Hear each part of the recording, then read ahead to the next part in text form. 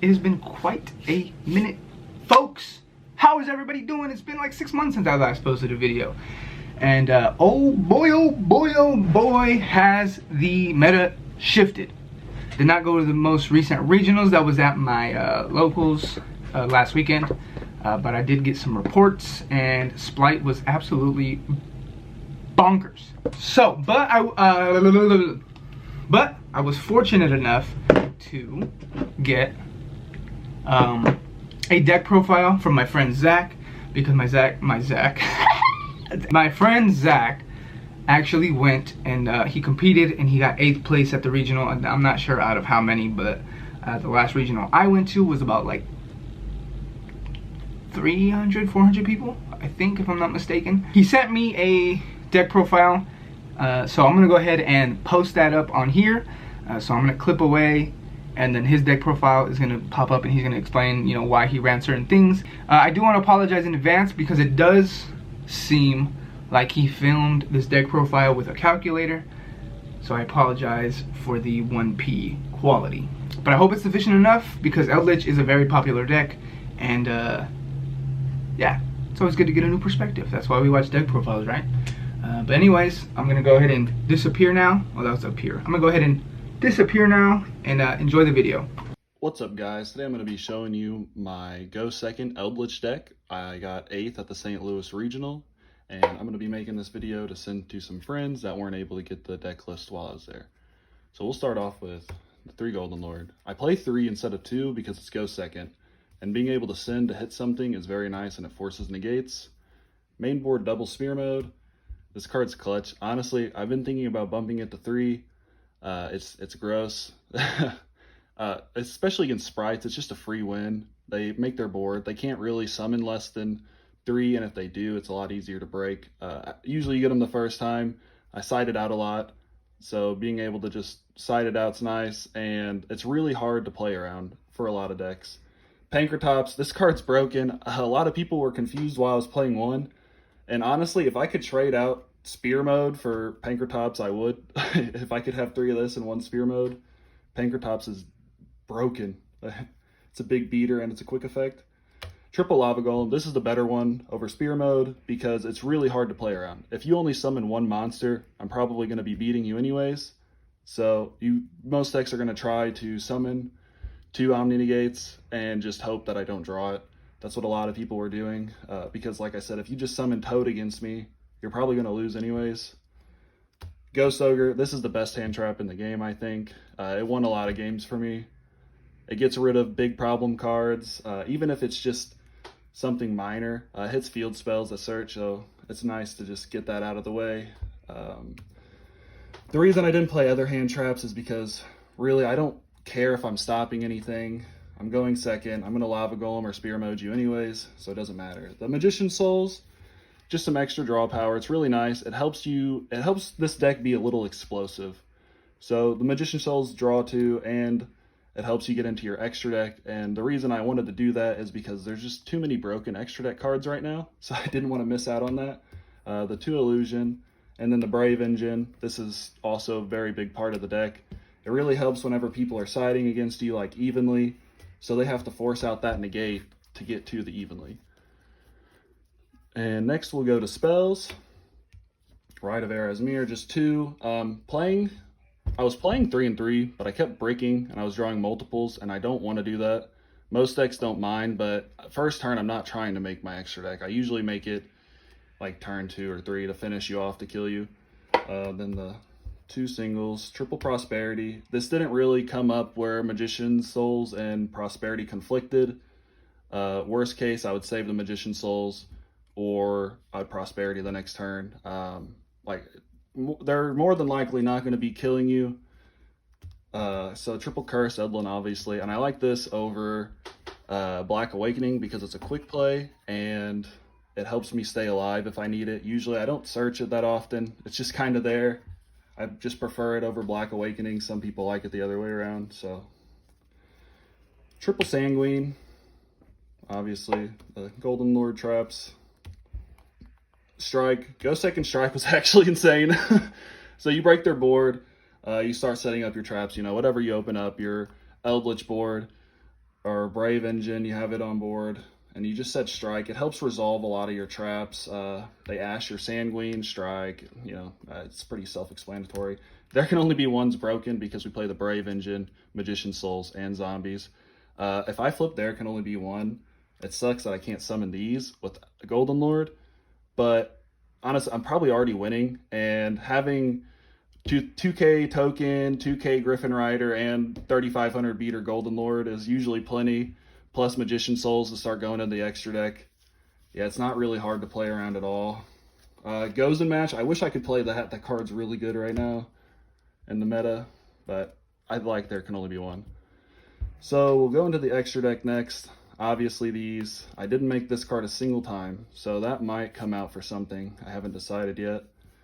The Nightmare cards, pretty obvious. Link Spider, just to help you get into your extra deck if you need it to get rid of the traps. Honestly, probably might cut it. Didn't really need it. Most of the time I'd rather make IP anyways and just sit on it with another monster. Go into Phoenix or Unicorn. Underworld Goddess, I played it to out problem cards that are annoying, stuff that's unaffected. It didn't come up any, but I think it's pretty necessary to keep it in. This card, nobody respects this card because nobody's playing level 1s. So this card resolves quite a bit. Even if it doesn't, it's still nice to have. I would like to play a Link Karibo, I think. It would help with keeping Griffin Rider alive. A lot of people would just swing over it or try to figure out a way around it. The Charmers, Water, these are flexible. These two are mandatory, Light and Dark. Everything is Light and Dark in the game almost. I played Water because sprites. I want to take the Toad. You can play Earth because the token's Earth, and you can play Wind with Griffin if you ever need that. If it comes up, it does come up sometimes, but there's not really many Wind monsters to take. Hulk, I forgot to put in Veiler. One of the Ghost Ogres or something in there should have been a Veiler. Just to go into Selene, it gives you a lot of kill pressure. There's absolutely no reason not to play it. This card's broken. It needs to be banned. It just gives you too many combos. There's too much that goes with this card. Selene, it's just instant access code talker. Being able to push for games and end games quickly with ELDLICH is very nice. Going into time sucks with this deck. You're probably going to lose if you go into time. Everything pays. You have no burn. You have a little bit of protection, but that's it. So Cyclone, I feel like it's necessary in the Feather Duster. The only time I used this was against the ELDLICH mirror match though, but it won me the game. Golden Land Forever, this is just for game 2 and 3, siding it in. Being able to search Solemn Judgment is pretty nice. I think it's pretty mandatory. Summon Limit, this card, I wanted to pick generic hand traps. Floodgates. Gozen match is nice, but it's not nice against everything. This is nice against everything. This is nice against most decks, and I can play it. That's why I like those. That's how I picked them. This stops like Sword Soul, Sprites, obviously, and that's what I sided it in against mostly. It just, you instant win if you flip this against Sprites. They can't play around it. If you guys don't know what it does, and the ban plays on, neither player can special summon monsters with the same level as what they already have. So this guy in my 8th round went normal summon Diva, and I flipped this, and he's just like, what does that do? And yeah, he scooped. Triple Solemn Judgment, you need it, and I didn't side this card in a single time. I honestly didn't need it, so this is definitely a flex. It's a really good card. It just didn't feel necessary, and a lot of my matchups, everything else was just better.